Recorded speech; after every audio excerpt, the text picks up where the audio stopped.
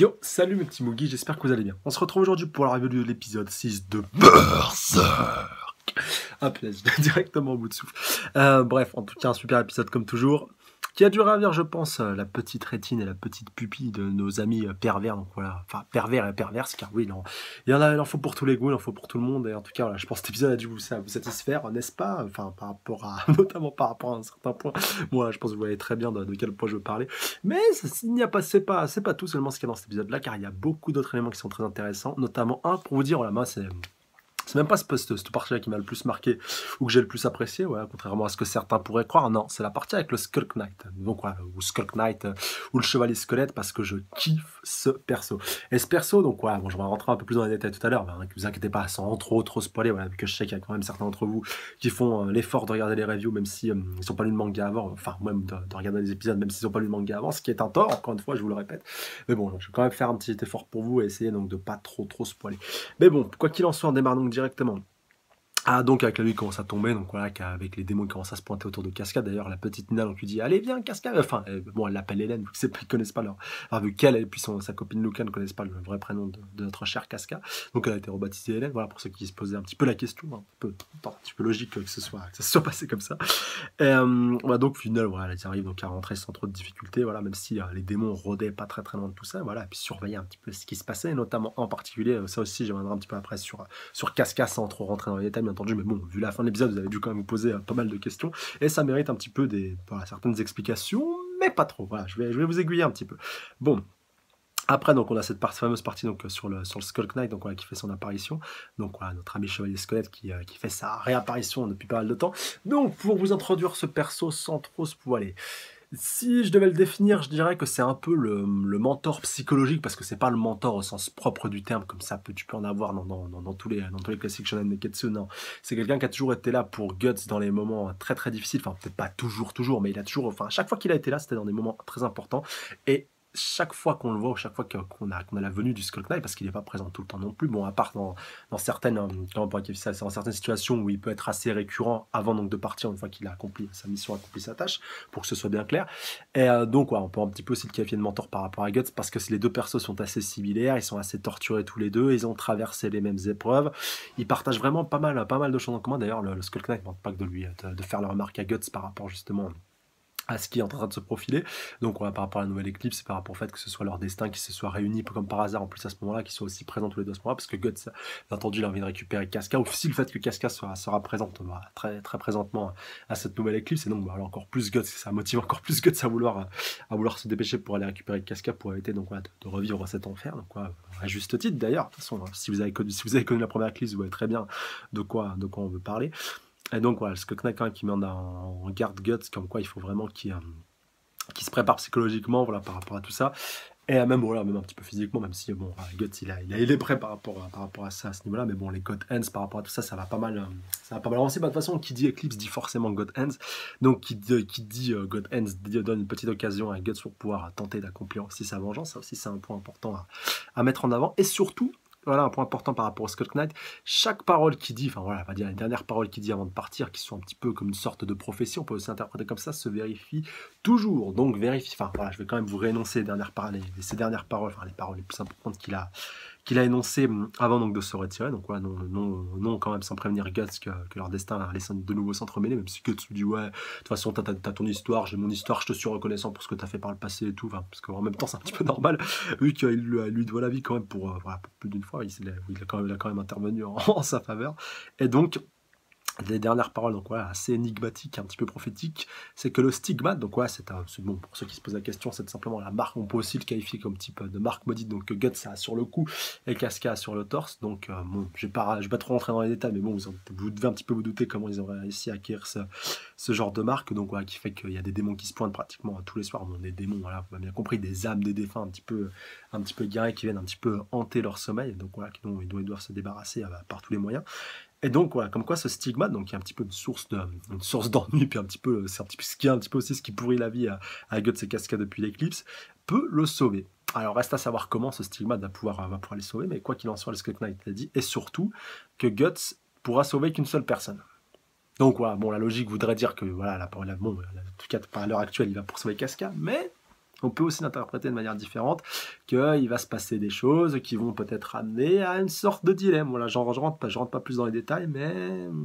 encore une fois, les paroles du Skull Knight sont à prendre très très au sérieux. Et c'est sur ce d'ailleurs donc qui se retire. Donc voilà, un dernier petit point quand même par rapport à l'animation qui était sympa. Franchement, ouais, ça rendait bien. Voilà, ça lui rajoutait un peu plus d'épaisseur, un peu plus de profondeur, même si dans le manga, voilà, dans le manga, il est inimitable. Il a son style son style et son charme qui lui sont propres. Voilà, bon, il ressemble pas tout à fait à la version qu'on a vu en CGI, mais je crache pas sur la version CGI qui est quand même de très très bonne qualité. Voilà, au niveau voilà, par exemple au niveau de ses yeux, donc ouais, qui ressortent pas mal de ses orbites. De toute façon, bon, en même temps, voilà, c'est pour ça aussi que c'est le chevalier squelette.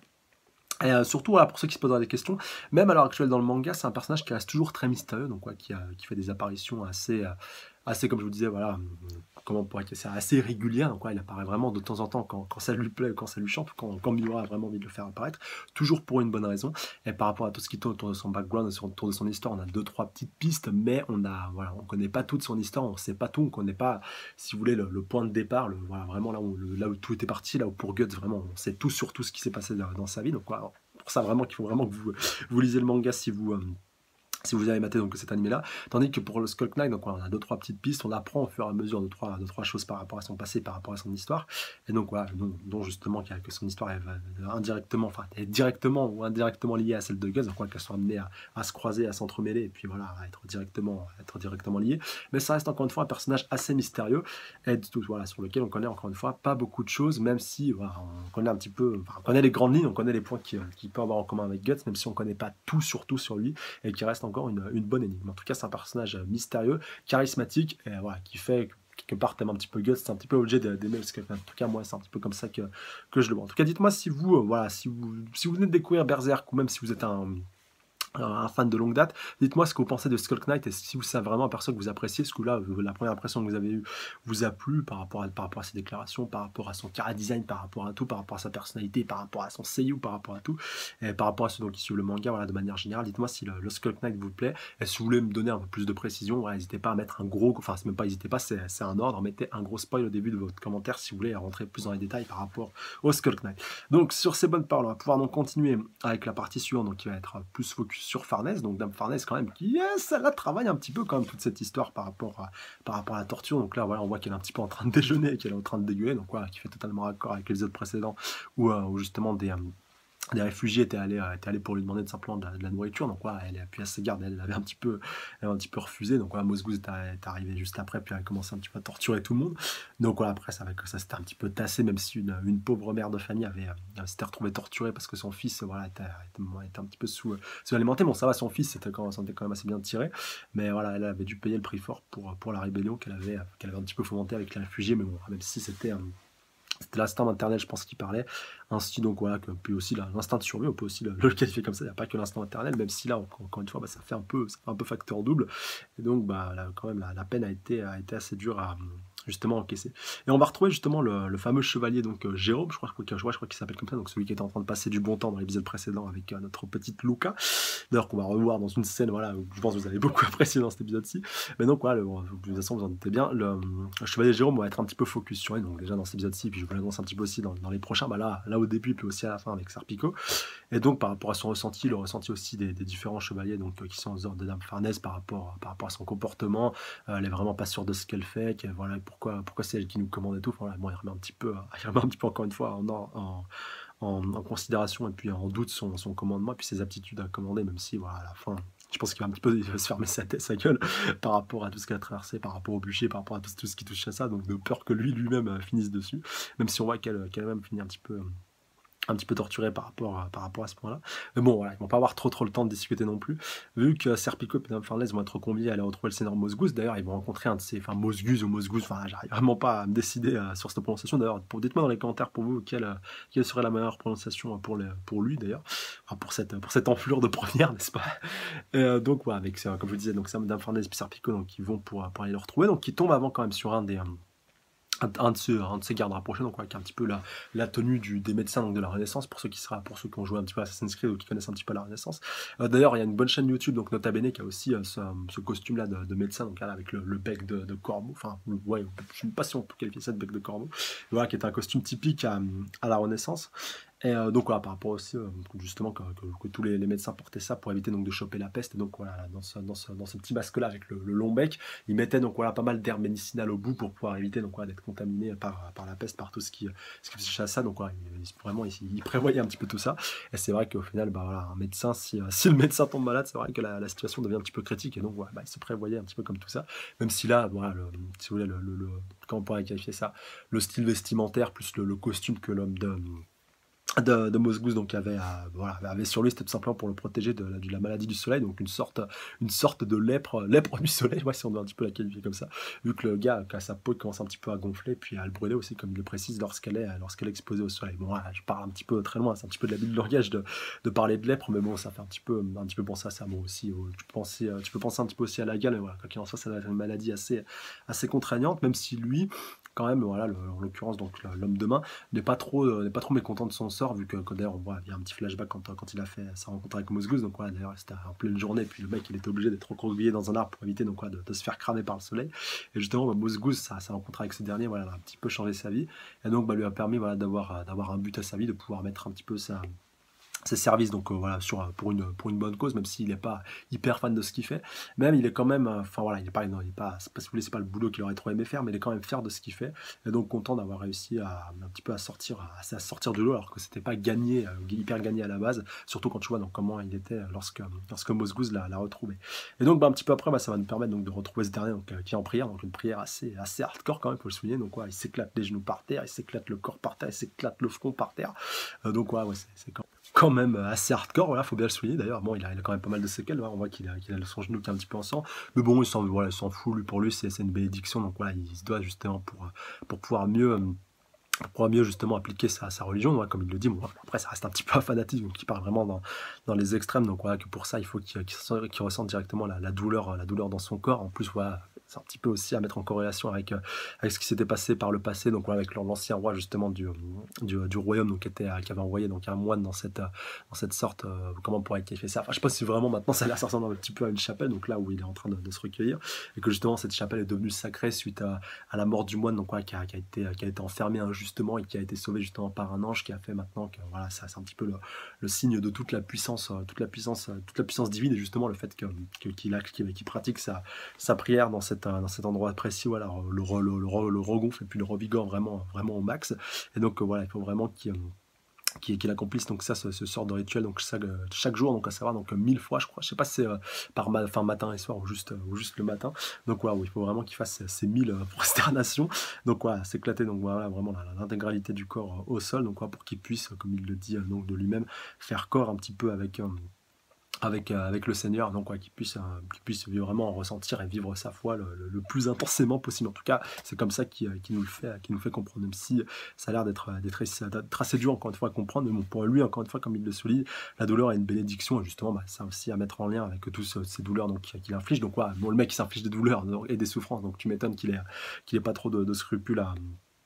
infliger directement des tortures à différentes personnes. D'ailleurs, donc Dame Farnèse va pas lui manquer de lui faire part de ses doutes par rapport à tout ça, par rapport au fait que justement les gens du bas peuple, et justement tous les réfugiés, les regardent vraiment d'un sale œil par rapport à tout ça, par rapport aux différentes sanctions donc, qu'il leur a infligées. Donc voilà, c'est ce qui fait écho avec ce qui s'est passé précédemment, donc, dans l'épisode précédent, avec le petit groupe qui avait essayé de récupérer un petit peu de nourriture. Donc au final, quand même, Mosgouz qui va lui donner une réponse un petit peu typique, et donc bah, qui va encore plus confronter Farnèse voilà, un petit peu dans ses pensées et dans sa foi, par rapport au fait qu'il faut faire abstraction de tout ça, des pensées des gens, car au final, il reste le bas peuple, ils peuvent pas comprendre justement toutes leurs pensées, toutes leurs croyances, voilà, même s'ils partagent la même religion. Après, voilà, c'est pas mentionné plus que ça, mais bon, par rapport au fait que seul Dieu compte, et donc il faut.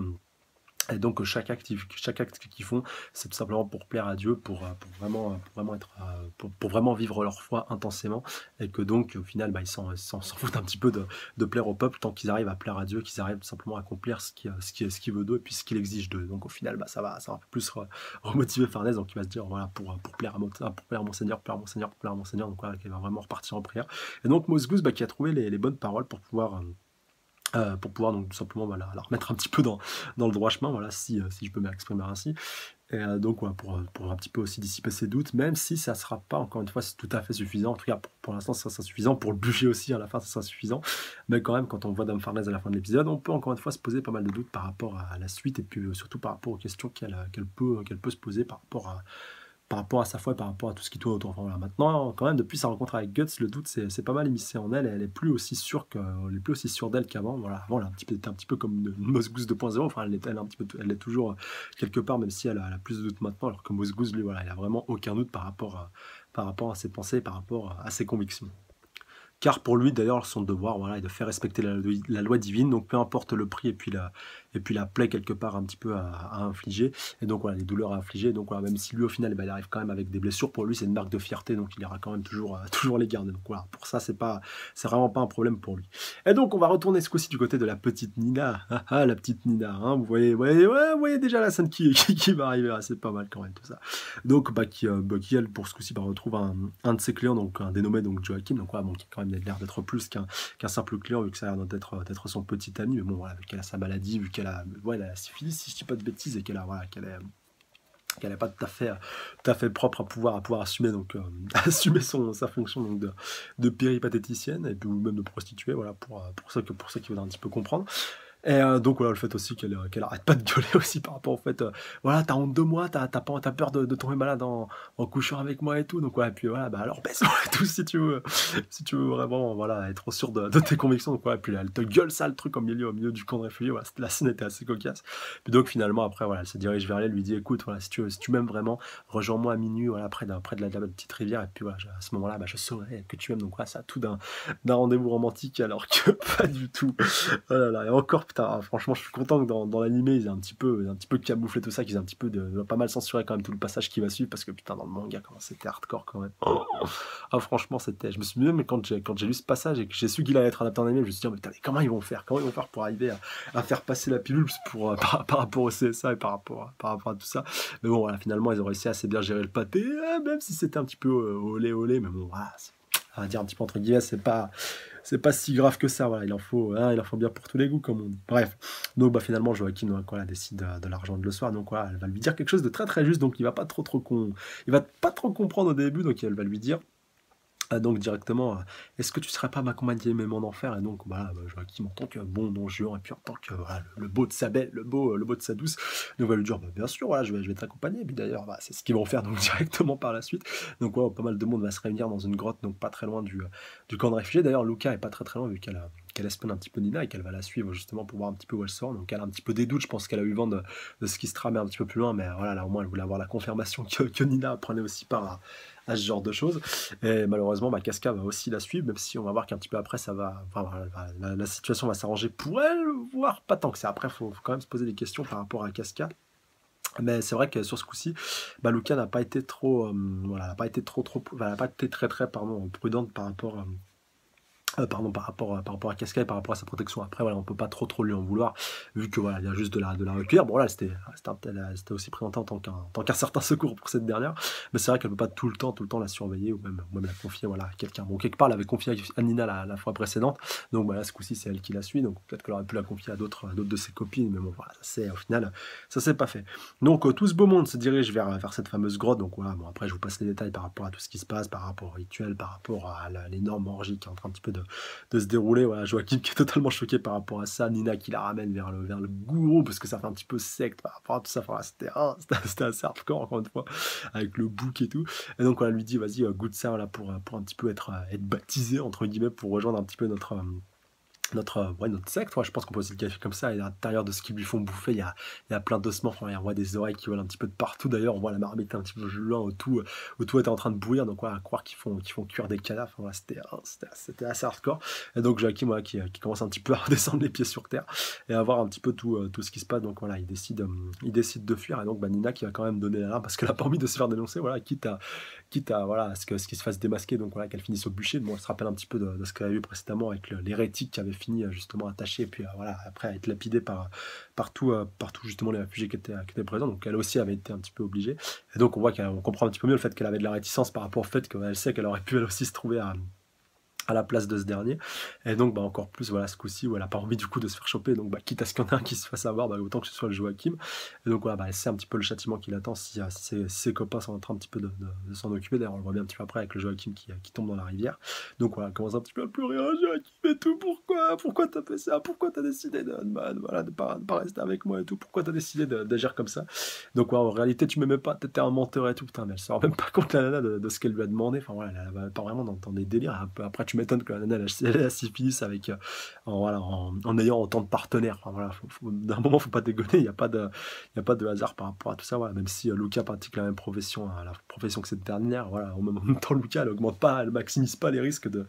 choper ça. Là, Onina, justement, s'en fout un petit peu. Et, bon, voilà, elle est un petit peu une femme libérée, donc on va dire. Donc, c'est un petit peu normal. Mais bon, voilà, après, il y a tu vois, quand même si deux nanas peuvent avoir la même profession, où les deux peuvent être prostituées, bon, certaines ont des limites, voilà, quand même encore un minimum de pudeur, un minimum de vergogne, là où d'autres, justement, n'ont plus aucune limite, plus aucun tabou, et puis bon, voilà, en même temps, quand tu vois comment la vie difficile dans laquelle elles vivent,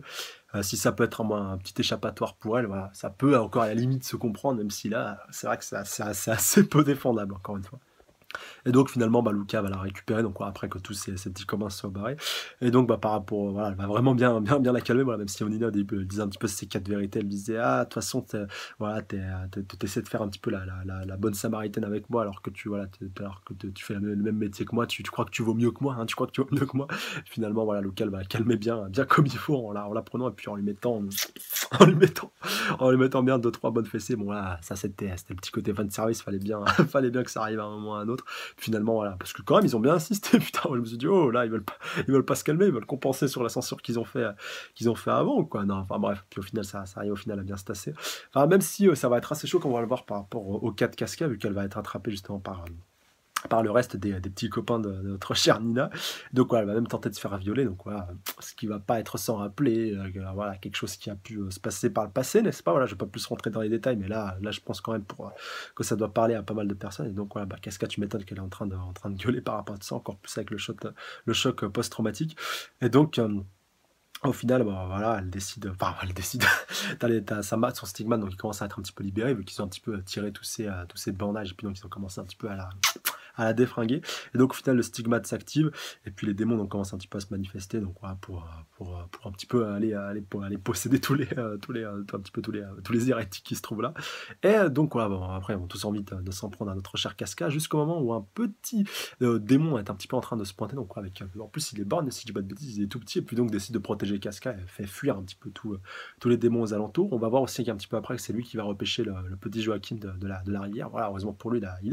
il est tombé dans de la flotte, parce que sinon, voilà, il aurait eu un sort assez tragique. Donc, ouais, il décide un petit peu de le sortir de la rivière. Et ce démon, en plus, ouais, que c'était aussi manifesté auprès de Guts. Donc, rappelez-vous précédemment, donc je crois que je sais plus, je crois que c'était il y a 2 épisodes. Donc, quand Guts était donc près d'un champ je crois que le soleil donc s'apprêtait, non, le soleil était en train de se lever, et donc voilà, Guts avait lutté toute la nuit, et puis il restait donc plus qu'un petit démon donc planqué sous une pierre, donc c'est celui qui l'a averti par rapport à Casca. Donc voilà, pour aussi le mettre en corrélation par rapport à Casca, que ce soit un démon qui soit directement donc voilà, par rapport à elle, donc qu'il protège. Donc voilà, on peut d'autant plus le comprendre par rapport au fait qu'il avertit Guts, et que Guts est la seule personne à pouvoir être à même donc de bien pouvoir protéger Casca. Mais bon voilà, Guts, lui, ne bénéficie pas malheureusement de sa protection. Et donc après ce coup-ci, on va retourner du côté de Dame Farless, donc voilà, pour terminer l'épisode. Donc voilà, par rapport au bûcher, on apprend qu'elle fait des bûchers depuis qu'elle est toute petite. Donc voilà, c'est son délire. Là, on le revoit un petit peu après quand elle est dans sa chambre. Donc voilà, encore une fois dans une tenue assez légère, quoi. C'est vraiment, cet épisode-là était placé sous ce signe-là, vraiment à tous les niveaux. Donc voilà, elle regarde un petit peu le feu qui est en train de brûler dans sa chambre. Elle est en train un petit peu aussi de repenser au bûcher de la journée. Donc voilà, c'est un petit peu calmer tout le monde. Et surtout par rapport au petit gamin, donc voilà, qui était supposé être fils d'hérétique. Et donc au final, qui lui aussi devait finir au bûcher. D'ailleurs, un des réfugiés voulait aussi balancer au bûcher, alors que c'était un simple petit gamin. Donc au final, c'est Serpico qui arrive à lui sauver un petit peu la mise. Et on va apprendre un petit peu après, quand il va converser un petit peu avec le chevalier Jérôme, moi je pense qu'on peut le qualifier comme ça, que lui aussi était fils d'un hérétique, quoi, qu'il a vu sa mère aussi finir sur le bûcher, et donc qu'il voulait pas, enfin voilà, qu'il avait rien pu faire vu qu'il était encore un petit peu jeune, donc il voulait pas voir la même chose se produire avec ce petit gamin, voilà, vu que ça lui rappelle bien entendu ce qui s'est passé. Donc c'est pour ça qu'il a vraiment pris pour lui, voilà, qu'il a vraiment voulu intervenir donc directement par rapport à cette situation-là, voilà, qu'il l'a pris directement sur lui. Voilà. S'il aurait dû avoir des retombées par rapport à ce qui s'est passé, ça aurait été directement pour sa gueule, et il aurait totalement assumé assumer son geste. Encore une fois, on peut le comprendre. Et donc, ouais, bah, comme quoi, ça peut être aussi un homme d'action quand il le veut, le cher Serpico. Mais vous verrez un petit peu plus tard, de toute façon, dans l'avancement de cet arc-là, que c'est vraiment un très bon personnage, très bien construit, et qu'il y a pas mal de, voilà, il y a pas mal d'éléments justement qui tournent autour de lui, et que de toute façon, bref, je ne vais pas plus rentrer dans les détails que ça, mais vous verrez que Serpico, ça a été un personnage très très bien travaillé et voilà, qui est et qui sera encore une fois très important dans la suite de l'histoire. Et donc, bah, pour terminer, comme je vous disais, sur voilà, cet épisode un petit peu en grande pompe, donc avec le petit Isidoro donc, qui est toujours à la recherche de Guts, donc ce coup-ci, il a réussi enfin à le rattraper, donc voilà, alors qu'au début, il s'était fait un petit peu distancer, donc voilà, avant que Guts retrouve le Skull Knight. D'ailleurs, il l'a pas juste au coup, et du coup, Isidoro l'a pas rencontré. Et donc, bah, il arrive un petit peu à le retrouver, enfin à le rattraper. Et donc, Guts, encore une fois, est encore plus déterminé que jamais à récupérer la cascade, donc on va commencer un petit peu à presser le pas, encore plus, encore une fois, avec ce que Skull Knight l'a un petit peu dit, puis surtout la mise en garde qu'il lui a mis. Et surtout le fait qu'il lui annonçait qu'une nouvelle éclipse était en préparation. Et donc dans le prochain épisode directement, on va voir un petit peu les choses qui vont avancer, qui vont commencer un petit peu à s'accélérer, de toute façon vous en doutez bien, avec encore une fois pas mal d'éléments et pas mal de choses qui vont se passer dans les épisodes à venir, et surtout dans le prochain, voilà, où ça va vraiment commencer un petit peu à se décanter, et où il va commencer, à y avoir un petit peu de la baston, ça va un petit peu commencer à se castagner. Donc voilà, après ces 2 épisodes vraiment d'introduction, voilà, vraiment pour mettre un petit peu les choses dans leur ordre. Même si un bûcher, ça reste quand même plus que de l'introduction, mais il y a un petit peu du teasing, il y a un petit peu de l'annonce, il y a un petit peu aussi de nouveaux personnages qui font leur apparition ou leur réapparition. Donc ça fait encore une fois toujours plaisir. Donc j'attends votre avis et puis vos réactions dans les commentaires par rapport à tout ça. Voilà, qu'est-ce que vous avez pensé de cet épisode-là par rapport à l'animation du Skull Knight? Encore une fois, voilà, n'oubliez pas aussi tout ce que je vous ai demandé par rapport au Skull Knight et votre ressenti par rapport à ce perso, parce que le perso est très très important. L'animation même de manière globale par rapport aux scènes perverses, même par rapport à tout, voilà, donnez-moi votre avis global par rapport à tout ça, et même la partie adaptée dans cet épisode-là, voilà, est-ce que vous trouvez que c'était un peu trop court, est-ce que vous auriez aimé voir plus de choses, est-ce que vous trouvez, même encore une fois par rapport à la censure, est-ce que ça vous a gêné, ou est-ce que vous auriez aimé que ce soit justement un petit peu plus débridé, un petit peu plus libéré, voilà, pour employer les termes qui conviennent bien, et surtout quelles sont vos attentes par rapport à la suite dans les prochains épisodes, voilà, par rapport à l'animation, par rapport au point clé, ou même si vous suivez encore une fois que l'animé, voilà, qu'est-ce que vous espérez voir dans les épisodes encore une fois à venir. Et donc sur ce, je vous embrasse très très fort, j'attends vos avis puis vos réactions dans les commentaires pour qu'on puisse interagir et débattre autour de tout ça. Et sur ce, je vous dis à la prochaine, d'ici là, prenez soin de vous, salut à tous. Sayonara.